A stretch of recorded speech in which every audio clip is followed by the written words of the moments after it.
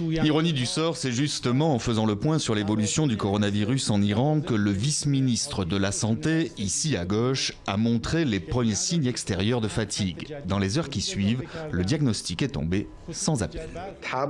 Je voudrais vous informer que j'ai été infecté par un coronavirus. J'ai eu de la fièvre hier. Mon premier test a été positif hier soir et je me suis isolé. Ils m'ont informé il y a quelques minutes que mon test final est définitivement positif. Je commence mon traitement et mon état général n'est pas mauvais. J'ai une fièvre qui, si Dieu le veut, va diminuer. Ce qui fait de lui, et bien malgré lui, le premier membre d'un gouvernement dans le monde à être placé en quarantaine. Le seul, pour le moment, de l'exécutif iranien, sachant que le porte-parole du gouvernement, ici à droite, a poursuivi ses activités le plus normalement du monde, enchaînant les réunions avec d'autres ministres et responsables.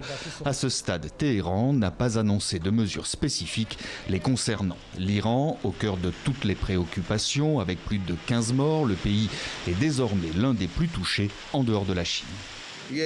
Une catastrophe s'est produite en Iran. Un virus qui a déjà touché 40 pays dans le monde se propage en Iran. Et il se propagera également dans tous les pays du monde. Il s'agit d'un invité non désirable qui voyage partout. Nous devrions surmonter le problème et nous ne devrons pas paniquer.